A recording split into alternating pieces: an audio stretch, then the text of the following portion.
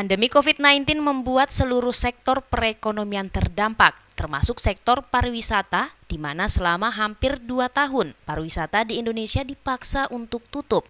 Hal ini pun terjadi di Kota Makassar tahun 2022 dengan tren kasus yang mulai melandai. Seluruh aktivitas pariwisata sudah mulai dibuka satu persatu.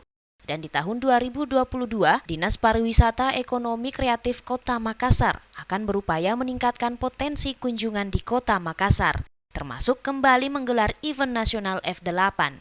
Kepala Dinas Pariwisata Ekonomi Kreatif Kota Makassar, Muhammad Rum, yang ditemui di kantornya usai menjadi narasumber talkshow Bicara Rabu 12 Januari 2022 mengatakan jumlah kunjungan wisata ke Kota Makassar pada periode Januari-November 2021 lalu mencapai 1,4 juta kunjungan, sehingga pada 2022 ditargetkan akan mencapai 1,6 juta kunjungan, baik domestik maupun mancanegara.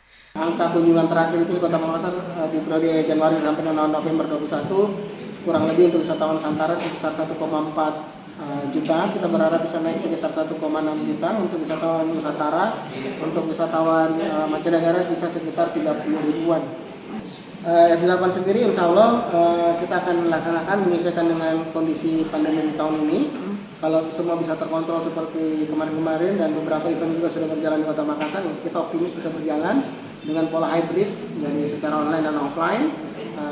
Kita akan melakukan ini karena memang sudah diminta oleh pihak Kementerian Pariwisata untuk diaktifasi kembali. Muhammad Rum menambahkan, dengan target 1,6 juta kunjungan, F8 menjadi salah satu harapan pemerintah Kota Makassar, di mana event yang telah masuk dalam kalender event nasional tersebut diperkirakan mampu mendatangkan kunjungan ke Kota Makassar mencapai 3-4 juta kunjungan, baik dari beberapa kota di Indonesia hingga kunjungan dari berbagai negara.